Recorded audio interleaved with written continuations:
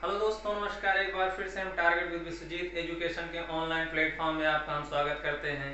दोस्तों, आज हम बात करने वाले हैं एक बहुत ही इंटरेस्टिंग टॉपिक पर। जैसे कि हम इसके पहले वाले वीडियोस में मैंने बताया था कि रिफ्लेक्सिव रिलेशन क्या होता है, रिलेशन क्या होता है, ये सारी बातें हो चुकी हैं। अगर आपने नहीं वीडियो देखा है तो आप प्लेलिस्ट में चले जाइए, वहाँ से आपको वीडियो मिल जाएगी।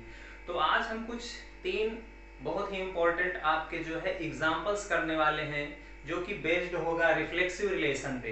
ठीक है। उसके बाद हम रिफ्लेक्सिव रिलेशन के कुछ एक कैटेगरीज हैं, कुछ स्पेशल टाइप्स के रिलेशन है रिफ्लेक्सिव रिलेशन में, उसको डिस्कशन करेंगे। फिर उसके बाद हम सिमेट्रिक रिलेशन क्या होता है उसकी डेफिनेशन सीखेंगे, और साथ ही साथ उसका क्या करने वाले हैं, एग्जाम्पल सीखेंगे, तो जिससे आपको चीजें और अच्छे से क्लियर हो पाएंगे। तो आइए बिना देरी करते हुए हम बढ़ते हैं एग्जाम्पल्स ऑफ रिफ्लेक्सिव रिलेशन क्या होता है। तो जिसमें पहला एग्जाम्पल हमारे पास है, सपोज मैंने ले लिया है कि कैपिटल X बराबर, इसमें हमारे पास है एलिमेंट 1 2 3। ठीक है। एक एलिमेंट और कर लेते हैं 4।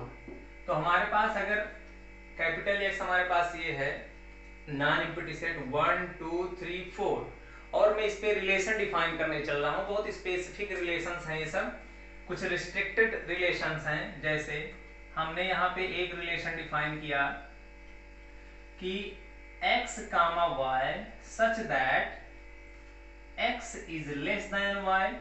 ध्यान से देखिएगा, अच्छे एग्जांपल्स हैं ये, एग्जामिनेशन के पॉइंट ऑफ व्यू से भी बहुत अच्छे एग्जांपल्स हैं।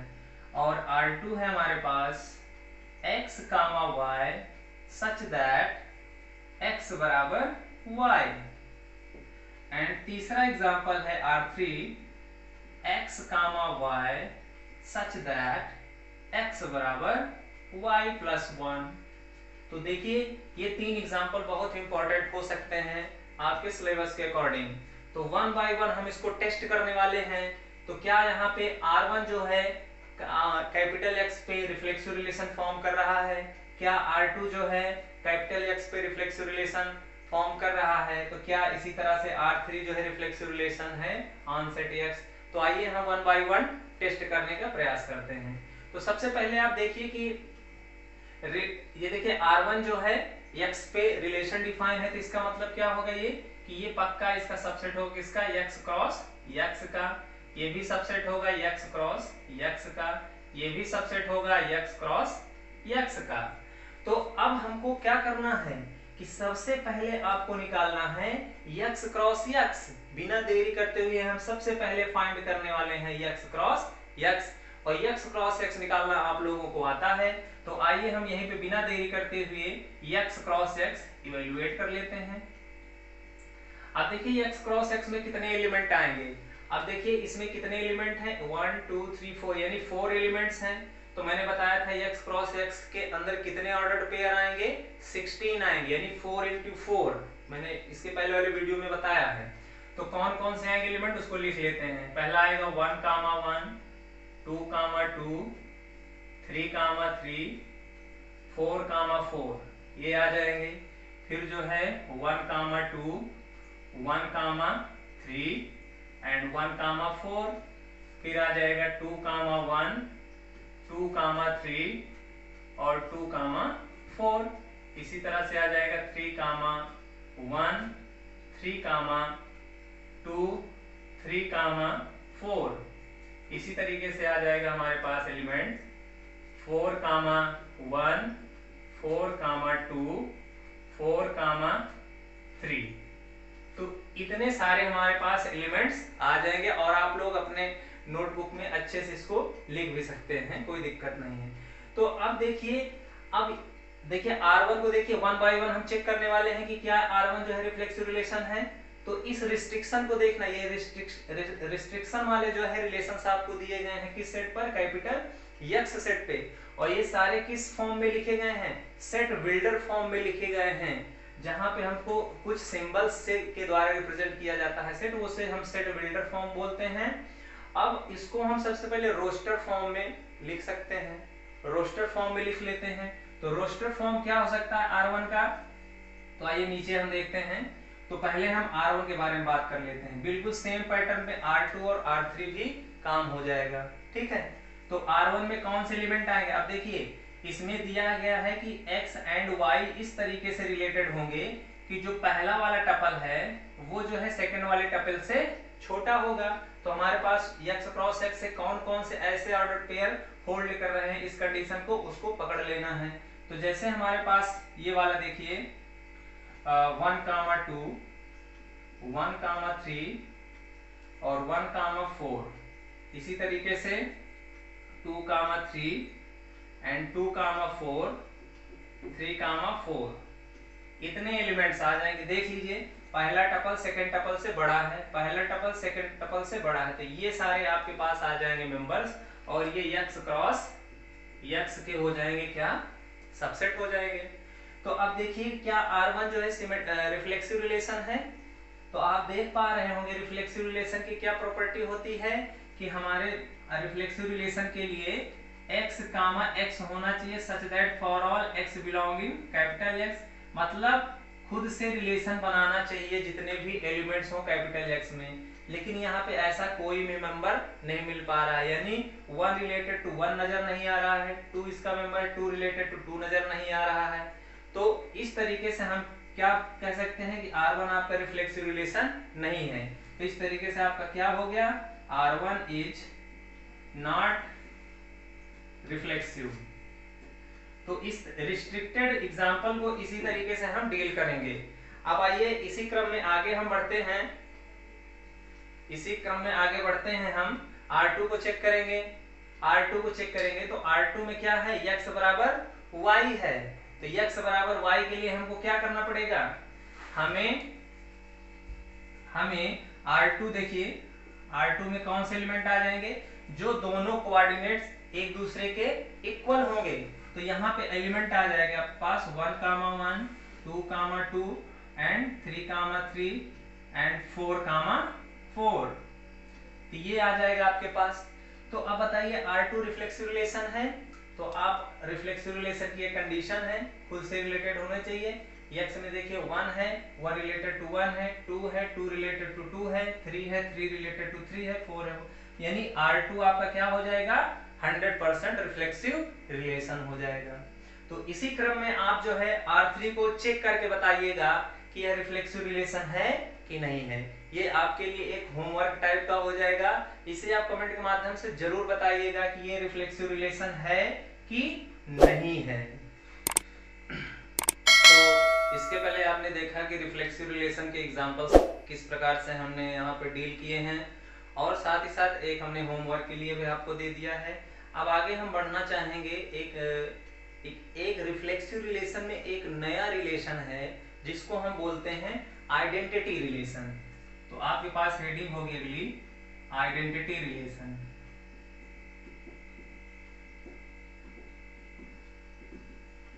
आइडेंटिटी रिलेशन, तो ये भी एक पार्ट है रिफ्लेक्सिव रिलेशन का, just like as a reflexive relation. लेकिन इसको देखिए थोड़ा सा एग्जांपल से इस चीज को हम और अच्छे से क्लियर कर पाएंगे। जैसे इसका क्या है, डेफिनेशन तो आपका वही है, डेफिनेशन है let x be a non empty set then identity relation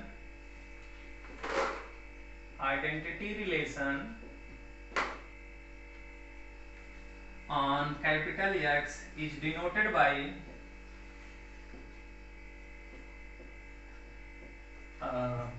RX अथवा IX and defined as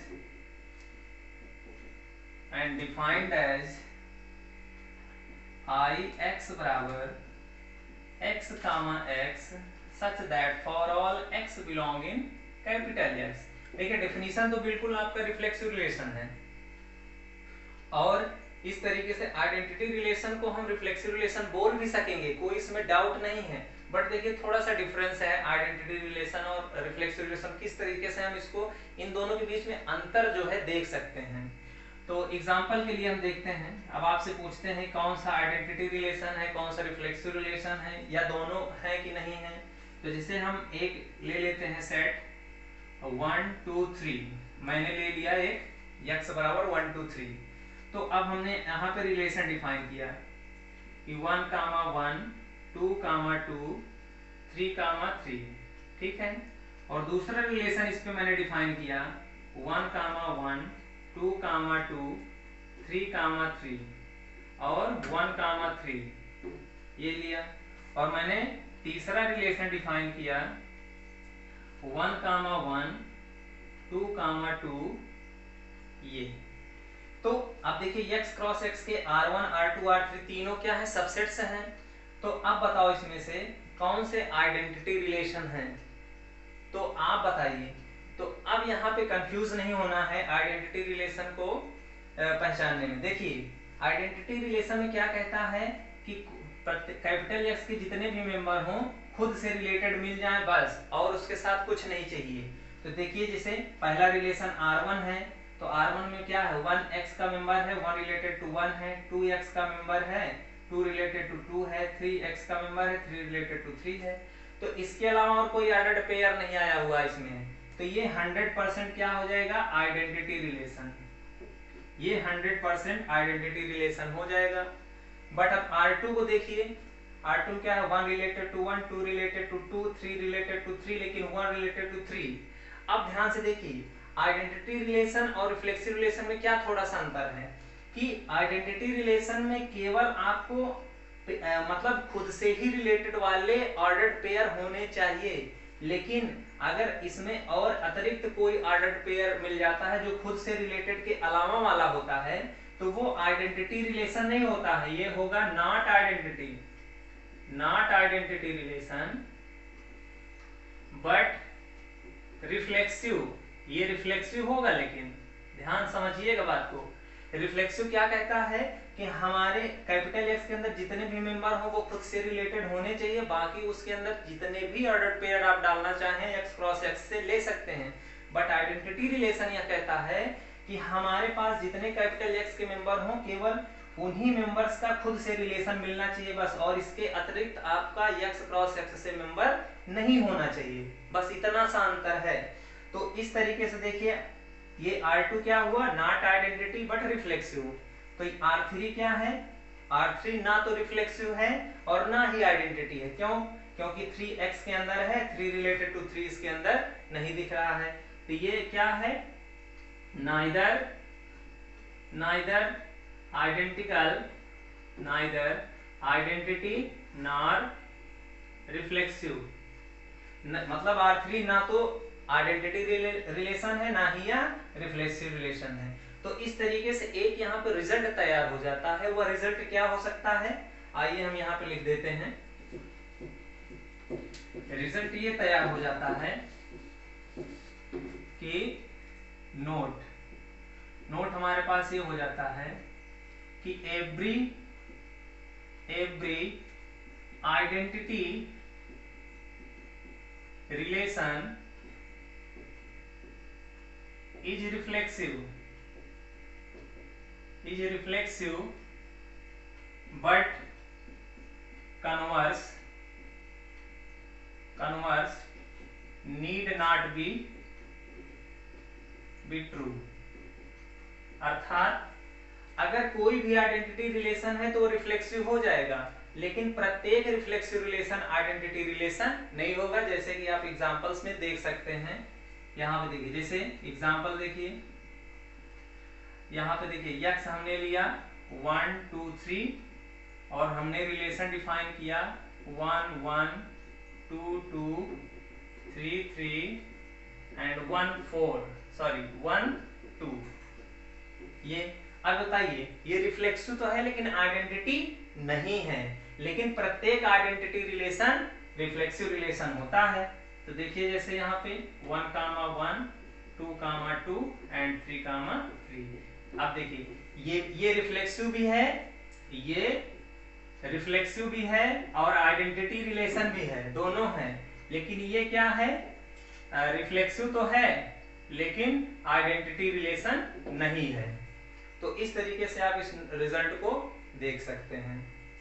तो आइए आगे बढ़ते हैं। इसी क्रम में हम सिमेट्रिक रिलेशन क्या होता है, what is the symmetric relation.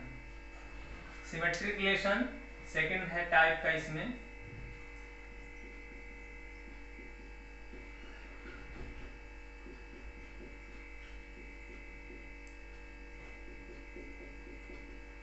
Symmetric relation. ये भी इंपॉर्टेंट रिलेशन होता है। आइए इसकी डेफिनेशन देखते हैं। Late capital X be a non empty set, non empty set,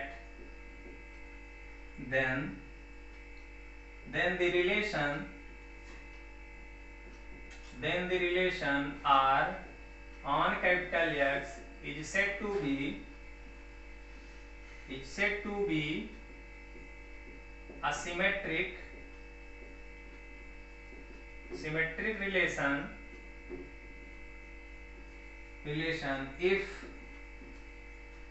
if X related to Y belong in R. This implies that Y related to X also belong in R. तो ये आपका main target होना चाहिए। देखिए symmetric relation में क्या कहता है कि अगर कैपिटल X आपके पास नॉन एम्प्टी सेट है तो कोई relation R on X is said to be symmetric relation if X related Y अगर उस R में यानी रिलेशन में नजर आ रहा है तो उसका बिल्कुल इनवर्स एलिमेंट कौन होगा? Y कामा X, यानी X रिलेटेड Y अगर R में है तो Y रिलेटेड टू X भी R में होना चाहिए 100%। अगर यह सिचुएशन नहीं है तो वह जो है सिमेट्रिक रिलेशन नहीं रह जाएगा। तो आइए एक दो एग्जांपल कर लेते हैं जिससे चीजें आपको अच्छे से क्लियर हो जाएं। जैसे हमारे पास है एग्जांपल, लेट कैपिटल X बराबर A comma B comma C, ठीक है। तो हमारे पास रिलेशन में डिफाइन कर रहा हूं, जैसे A related to B, B related to A, R2 हमने डिफाइन कर किया A related to B, B related to A, C related to A। R3 मैंने डिफाइन किया A related to B, C related to C और B related to A। अब ये तीन example अच्छे से आप देखने का प्रयास करिए। तो इसमें देखिए जैसे पहला एग्जांपल R1 है, R1 बताइए सिमेट्रिक रिलेशन है कि नहीं? तो देखिए इसमें 1 बाय 1 ऐसे हम चेक करेंगे कि देखिए A जो है B से रिलेटेड है, अब हमको इसी के अंदर मिल जाना चाहिए क्या? B रिलेटेड टू A, और वो नजर आ रहा है, ठीक है। तो जितने एलिमेंट होंगे उतने ही ऑर्डर पेयर को टेस्ट करना है, उसके अलावा ऑर्डर पेयर को हमको टेस्ट करने की जरूरत नहीं है। तो अर्थात यहाँ पे क्या हो गया? R1 एक सिमेट्रिक रिलेशन है, this is your symmetric relation. इसी तरीके से R2 को चेक कर लेते हैं। तो देखिए A रिलेटेड टू B है, तो अब देखिए क्या B related to A R2 के अंदर है? वो दिख रहा है B रिलेटेड टू A। और एक एक को चेक करना है, B रिलेटेड टू अगर A इसके अंदर है तो क्या A रिलेटेड टू B है? वो हमारे पास यहाँ दिख रहा है, वाइस वर्सा। अब यहाँ पे तीसरा देखिए C रिलेटेड टू A है, लेकिन A रिलेटेड टू C इसके अंदर नहीं है, यानी A रिलेटेड टू C इसके अंदर नहीं है, तो इसलिए ये जो है सिमेट्रिक रिलेशन नहीं होगा। आइए R3 को देखते हैं। देखिए A रिलेटेड टू B है, तो क्या B रिलेटेड टू इसके अंदर है? तो हाँ देखिए, ये देखिए B रिलेटेड टू A इसके अंदर है आपका। तो इसी तरीके से आइए C को चेक करते हैं। देखिए उसका उल्टा बिल्कुल उसी में आना चाहिए, यानी हमारे पास क्या है? C रिलेटेड टू C अगर इसके अंदर है तो अगर इसका इनवर्स लेंगे C रिलेटेड टू C का, तो C रिलेटेड C का जो है इनवर्स भी C रिलेटेड टू C ही आएगा। तो अर्थात ये दोनों कंडीशन को होल्ड करेगा, यानी आप इस पहले प्लेस पे C रखेंगे या दूसरे प्लेस पे C रखेंगे, C ही नजर आ रहा है, तो इसलिए आपका ये सिमेट्रिक रिलेशन के लिए पास हो जाता है। फिर इसी तरह से हम इसको चेक कर लेंगे, B रिलेटेड टू A है और क्या A रिलेटेड टू B है? A रिलेटेड टू B यहाँ पे नजर आ रहा है। तो इस तरीके से आपका R3 भी क्या हो जाएगा? एक सिमेट्रिक रिलेशन हो जाएगा। तो वीडियो कैसा लगा ये आप कमेंट के माध्यम से जरूर बता सकते हैं, और कोई क्वेरी हो तो आप भी उसको भी कमेंट के माध्यम से बता सकते हैं। धन्यवाद, जय हिंद।